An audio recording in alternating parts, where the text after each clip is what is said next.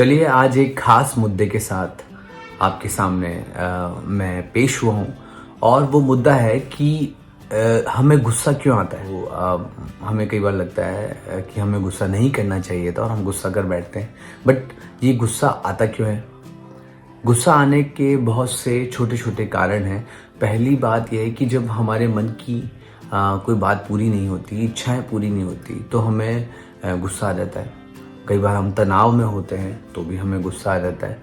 कई बार हमें लगता है कि हमें सामाजिक रूप से अपमान महसूस होता है, इंसल्ट महसूस होती है, तो भी हमें गुस्सा आ जाता है। हमें गुस्सा आता है तो गुस्से को कंट्रोल कैसे किया जाए? पहले तो ये बात जानने की है कि हमें जब गुस्सा आता है तो हमारे अंदर यानी हमारी बॉडी के इंटरनल पार्ट में या ये कहें हमारे भाव में ऐसा क्या चेंजेस होते हैं और वो कैसे चेंजेस होते हैं। हमारे शरीर के 7 टुकड़े किए गए, लेकिन क्योंकि अभी ये जो बात 3 टुकड़ों तक ही सीमित है तो मैं 3 टुकड़ों की ही बात करूँगा। शरीर का पहला जो भाग है वो है स्थूल शरीर।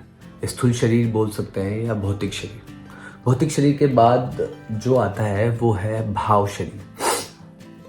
भाव शरीर के बाद आता है तरंग शरीर। अब जब मान लीजिए कि आपकी बात कोई नहीं मान रहा है तो आप उस बात को लेके आपके अंदर भाव पैदा होगा गुस्से का।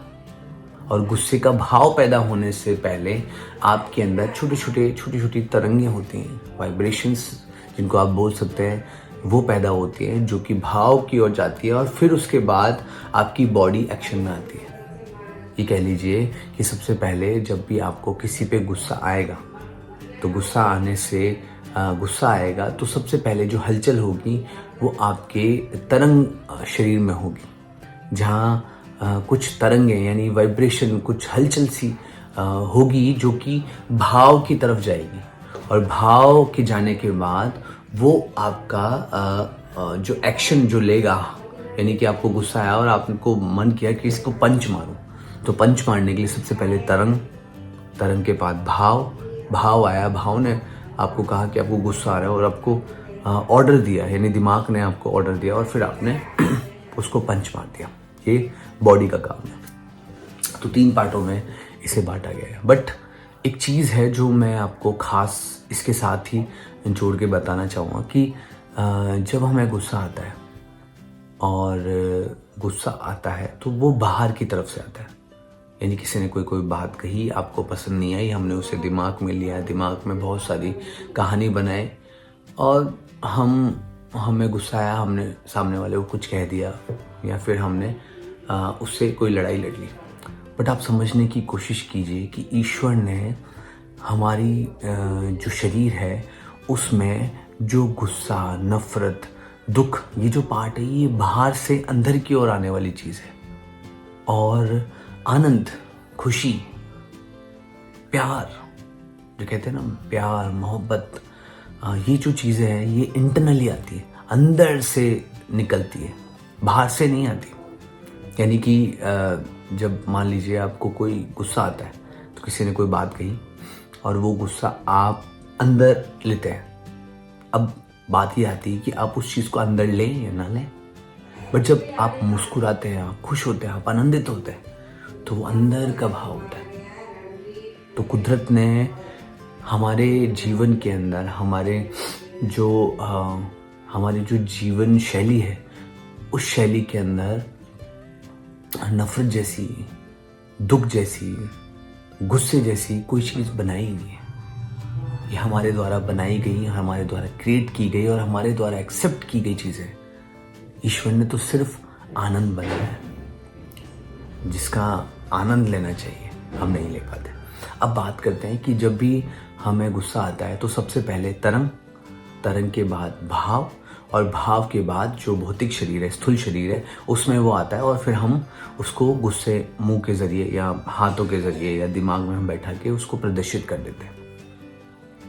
अब जब कोई भी बात आपको गुस्सा दिलाती है तो आप अपने आप से ये बात कर सकते हैं कि क्या इस बात को मुझे एक्सेप्ट करना है।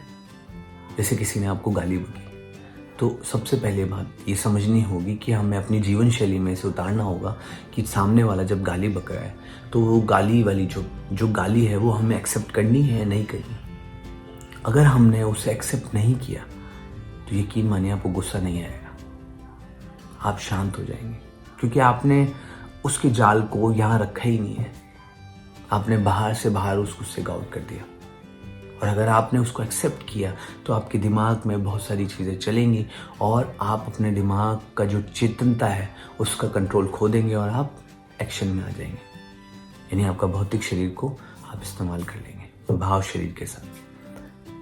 तो सबसे जो इम्पोर्टेंट जो इस वीडियो में बताना चाहता हूँ वो यही बात है कि दुख गुस्सा आपको जब भी आता है तो आप उसे एक्सेप्ट करते हैं, उसे अपने अंदर लेते हैं या नहीं लेते, पहली चीज़। दूसरी चीज़, आप अपनी जीवन शैली के अंदर जो खान पान लेते हैं, जो भी चीज़ें खाते हैं पीते हैं, तो ये देखिए कि उसमें कितनी भौतिकता है, मतलब उसमें कितनी नेगेटिविटी है। आप मीट खाते हैं, आप अंडे खाते हैं या फिर आप कोई भी नेगेटिव जो चीज़ खाते हैं वो चीज़ आपको खाना छोड़ना पड़ेगा जीवन शैली में, उससे दूर भागना पड़ेगा, क्योंकि खान पान का भी बहुत ज़्यादा प्रभाव पड़ता है। पर साथ में हमारे मन को समझाना, उन चीज़ों पे कंट्रोल करना, अध्यात्म से जुड़ना, ईश्वर की पूजा करना, मेडिटेशन करना।